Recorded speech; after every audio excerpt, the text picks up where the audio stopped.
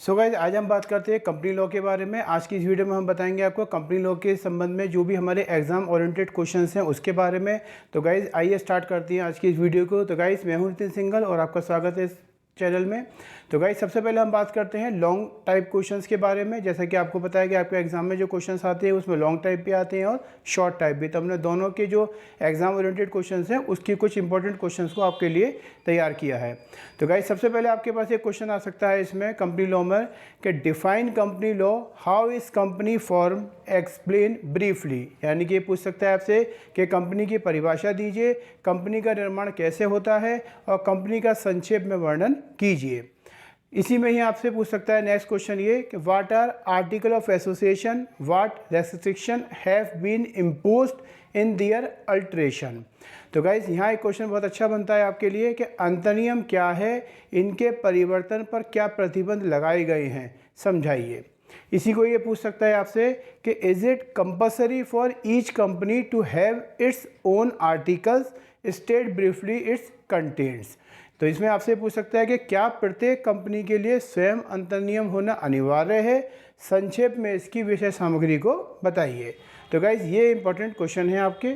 Next हम बात करते हैं डिफाइन प्रोस्पेक्टस। ये भी बहुत एक इंपॉर्टेंट क्वेश्चन है। क्रय विवरण को परिभाषित कीजिए। Is the issue of prospectus compulsory. क्या क्रय विवरण निर्गमित करना अनिवार्य है। Explain the main contents of prospectus. क्रय विवरण की प्रमुख विषय सामग्री का वर्णन कीजिए। इसी को ही दूसरी तरीके से पूछ लेता है ये कि what is company prospectus. Company क्रय विवरण किसे कहते हैं। What are the remedies open to person who has been include to take share in a company by misrepresentation in the prospectus. यानी कि क्रय विवरण के असत्य कथन के द्वारा कंपनी के अंश खरीदने के लिए प्रेरित हुए व्यक्ति के लिए कौन कौन से उपचार हैं। यानी कि अगर कोई कंपनी आपको रॉन्ग प्रोस्पेक्ट इशू करती है, रॉन्ग इन्फॉर्मेशन इशू करती है और आप उस कंपनी के शेयर ले लेते हैं, तो आप अपने बचाव में, एक पर्सन अपने बचाव में कौन कौन से उपाय कर सकता है उसके बारे में। इसी को ही पूछ लेता है कि discuss briefly the civil and criminal liability for misstatement in a prospectus. यानी कि क्रय विवरण के मिथ्या वर्णन के प्रति दीवानी तथा दंडनीय दायित्व समझाइए। तो गाइज ये बहुत ही एक इंपॉर्टेंट क्वेश्चन बन जाता है प्रोस्पेक्टस के ऊपर, और इसके जो क्वेश्चन है जिस तरीके से आपसे एग्जाम में पूछ सकता है वो हमने आपके सामने रखे हैं, आप इन्हें तैयार कर सकते हैं। ये बहुत ही इंपॉर्टेंट क्वेश्चन है। तो गाइज नेक्स्ट हम बात करते हैं what is meant by annual journal meeting of A company. यानी कि कंपनी की वार्षिक साधारण सभा से क्या तात्पर्य है। What are the legal provision of Company Act regarding it? What types of functions are performed in annual general meeting? यानी कि कंपनी की वार्षिक साधारण सभा से क्या तात्पर्य है, इसके संबंध में कंपनी अधिनियम के प्रावधान क्या हैं, इसमें किन किन कार्यों का संपादन किया जा सकता है। तो गाइज ये एक इंपॉर्टेंट क्वेश्चन बन जाता है। नेक्स्ट आता है आपका what are memorandum of association. ये बहुत ही मोस्ट इम्पॉर्टेंट क्वेश्चन होता है कंपनी के लिए खास तौर पर कि पार्षद सीमा नियम क्या है। How is the object clause Altered. इसके उद्देश्य वाक्य में परिवर्तन किस प्रकार किया जा सकता है। इसी पे ही पूछ लेता है how can it be altered. इसे कैसे परिवर्तित किया जा सकता है। या पूछ लेता है आपसे memorandum of association is the most important charter of A company discuss. पार्षद सीमा नियम कंपनी का सबसे महत्वपूर्ण प्रलेख है जिसको हम इंपॉर्टेंट चार्टर भी बोलते हैं, इसके वो स्पष्ट कीजिए। तो गाइज ये भी एक इंपॉर्टेंट क्वेश्चन बन जाता है। नेक्स्ट हम बात करते हैं आपकी what do you understand bye forfeiture of share. यानी कि अंशों के हरण से आप क्या समझते हैं। Explain the laws and procedure regarding forfeiture and reissued of share. यानी कि अंश के हरण और पुनः निर्गमन के संबंध में नियम और प्रक्रियाओं की व्याख्या कीजिए। नेक्स्ट आपका क्वेश्चन बनता है गाइस व्हाट इज डिबेंचर। ऋणपत्र से आप क्या समझते हैं। What are the different kinds of debenture. ऋणपत्र कितने प्रकार के होते हैं। What are the difference between shareholder and debenture holder. यहाँ अंशधारी व ऋणपत्रधारी में क्या अंतर है स्पष्ट कीजिए। जैसे कि आपको हम पहले बता चुके हैं कि जो शेयर होल्डर होते हैं कंपनी के ओनर होते हैं, जबकि डिवेंचर होल्डर कंपनी के क्रेडिटर्स होते हैं।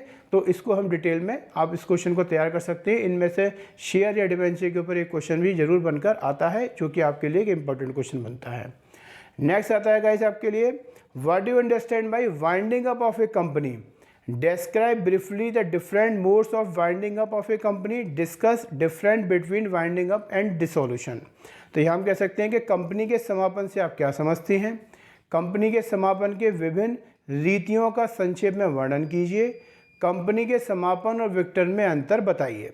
तो गाइज ये एक आपका एक इम्पॉर्टेंट क्वेश्चन बन जाता है वाइंडिंग अप के ऊपर कंपनी के, तो ये भी आप तैयार कर सकते हैं अच्छे से। नेक्स्ट आता है आपका guys, What is mean by director? Describe duty and liabilities of a company director. यानी कि संचालकों से आप क्या समझते हैं? कंपनी के संचालकों के कर्तव्य एवं दायित्वों का वर्णन कीजिए। इसी में पूछता है कि describe the power of board of director, यानी कि निदेशक मंडल की शक्तियों का वर्णन कीजिए। तो ये डायरेक्टर के ऊपर भी एक क्वेश्चन अधिकतर पूछा जा सकता है, तो ये भी इंपॉर्टेंट है आपके लिए। नेक्स्ट बात करते हैं guys, what is a share warrant, यानी कि अंश अधिपत्र से आप क्या समझते हैं?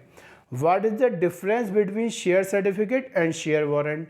अंश अधिपत्र और अंश प्रमाण पत्र में क्या अंतर है बताइए।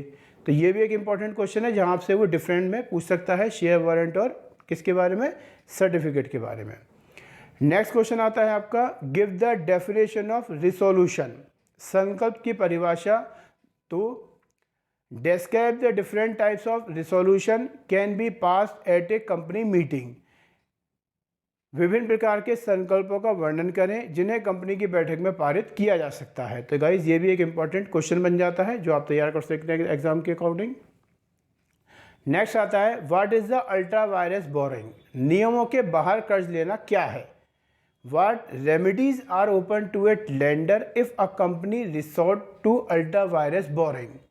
यदि एक कंपनी नियमों के बाहर कर्ज लेती है तो कर्जदाता को क्या उपचार उपलब्ध है? तो गाइस ये भी एक इंपॉर्टेंट क्वेश्चन बनता है। तो गाइस ये कुछ सेलेक्टेड क्वेश्चन थे कंपनी लॉ के जो लॉन्ग टाइप क्वेश्चन के रूप में आपके सामने आ सकते थे, जिनको हमने आपके लिए तैयार किया है। अब हम बात करते हैं आपसे शॉर्ट टाइप क्वेश्चंस की। तो गाइस अब आपकी स्क्रीन पर आपको दिख रहे हैं शॉर्ट टाइप क्वेश्चन, जो कि एक शॉर्ट क्वेश्चंस के रूप में आपके सामने आते हैं। तो इसमें भी कुछ इंपॉर्टेंट क्वेश्चन हमने आपके लिए तैयार की हैं जो आप देख सकते हैं अपनी स्क्रीन पर, जिसमें सबसे पहले हम बात करते हैं डिफाइन ऑफ फॉरेन कंपनी, यानी कि विदेशी कंपनी की परिभाषा दीजिए। नेक्स्ट आपसे पूछ सकता है describe the doctrine of indoor management, ये भी बहुत इंपॉर्टेंट है, अधिकतर पूछा जाता है क्वेश्चन। आंतरिक प्रबंधन के सिद्धांत का वर्णन कीजिए। नेक्स्ट है what do you understand by a blank transfer, कोरा हस्तांतरण से आप क्या समझते हैं? ये भी शॉर्ट में अधिकतर पूछा जाता है। Can dividend be paid out of capital reserve, क्या लाभांश का भुगतान पूंजी संचय से किया जा सकता है? तो गाइस ये भी एक क्वेश्चन बनता है आपका। नेक्स्ट हम बात करते हैं व्हाट इज स्टेटरी मीटिंग, यानी कि वैधानिक सभा क्या है? Next in A company the will of majority is supreme explain, company में बहुमत की इच्छा सर्वोपरि होती है, समझाइए। ये भी अधिकतर पूछा जाता है question. What do you understand by proxy, ये भी बहुत इंपॉर्टेंट क्वेश्चन है, प्रति पुरुष से आप क्या समझते हैं? ये अधिकतर पूछा जाता है एग्जाम में। What do you understand by incorporation of A company, company के समामेलन से आप क्या समझते हैं? ये भी एक अधिकतर पूछा जाता है। व्हाट इज कोरम, कोरम क्या है? तो गाइस ये सारे आपके एक इंपॉर्टेंट क्वेश्चंस के रूप में हैं जो एग्जाम ओरिएंटेड क्वेश्चंस हैं जो आपके लिए तैयार किए गए हैं। नेक्स्ट है डिफाइंड मिनट्स, शूज को परिभाषित कीजिए। हु आर द प्रमोटर्स, प्रवर्तक कौन होते हैं? Explain the legal provision regarding issue of bonus share, bonus अंश के मुद्दों को संबंध में कानूनी प्रावधानों की व्याख्या कीजिए। व्हाट आर द ऑक्यूपायर्स, परिभोगी क्या है, कौन होते हैं? What do you understand by private company, निजी कंपनी से आप क्या समझते हैं? तो गाइस कंपनी वाले में आपके पास हमने जो ये 3 टाइप ऑफ कंपनीज होती हैं जो आपको हमने पहले भी बताई थी, पब्लिक कंपनी, प्राइवेट कंपनी और 1% कंपनी।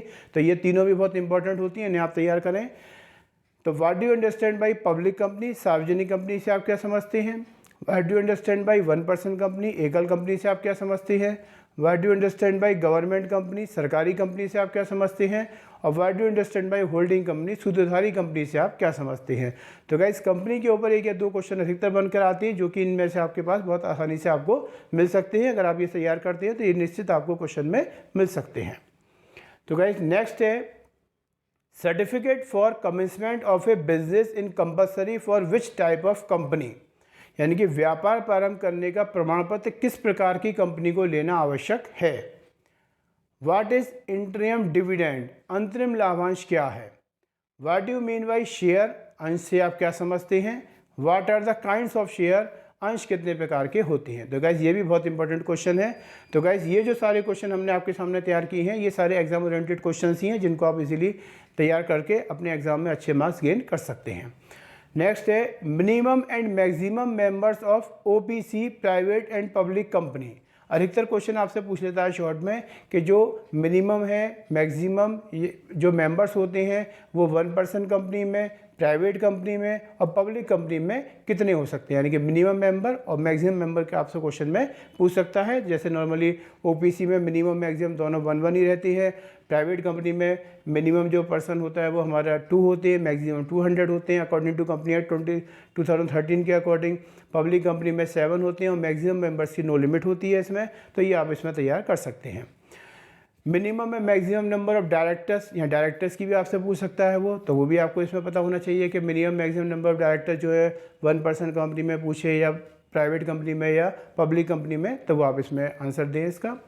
इसी तरीके से आपसे पूछ सकता है कि minimum and maximum paid up capital of OPC private and public company, यानी कि निजी और सार्वजनिक कंपनी की न्यूनतम और अधिकतम चुकता पूंजी बताइए। यानी जो 1% कंपनी है, प्राइवेट कंपनी है और पब्लिक कंपनी है, उनकी जो मिनिमम और मैक्सिमम पेड अप कैपिटल होती है वो कितनी हो सकती है, ये भी आपसे क्वेश्चन में पूछा जा सकता है। तो गाइज ये हमने कुछ क्वेश्चन आपके लिए तैयार करे हैं, जिसमें नेक्स्ट है आपका what do you understand by subsidiary company, यानी कि सहायक कंपनी से आप क्या समझते हैं। और what is the difference between share and stock, ये भी बहुत इंपॉर्टेंट क्वेश्चन है, इस तरह एग्जाम में पूछा जाता है कि अंश और स्कंद में क्या अंतर है।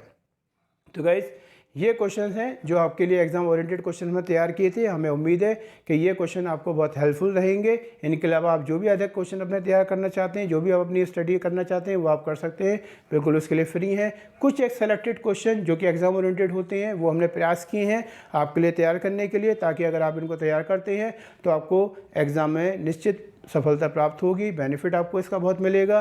क्योंकि जब क्वेश्चन आपके पास होते हैं तो उसकी प्रिपरेशन अच्छी से की जा सकती है, सॉल्यूशन के रूप में, आंसर के रूप में आप अपने पास प्रिपरेशन अच्छे से कर सकते हैं और एग्ज़ाम में आप इसका फ़ायदा उठा सकते हैं। तो गाइज़ इसी उम्मीद के साथ कि आपका एग्ज़ाम बहुत अच्छा हो, बहुत अच्छे नंबर से आप गेन हो, बहुत अच्छा आप गेन करें, उसी के साथ हमारी इस वीडियो में हमें उम्मीद है कि आपको ये पसंद आई होगी। तो गाइज़ अगर आपने चैनल को अभी तक सब्सक्राइब नहीं किया है तो प्लीज़ चैनल को सब्सक्राइब जरूर करें और वीडियो को लाइक शेयर कमेंट भी अपना देते रहें, ताकि हम और अच्छी वीडियो आपके लिए तैयार कर सकते हैं। धन्यवाद, नमस्कार।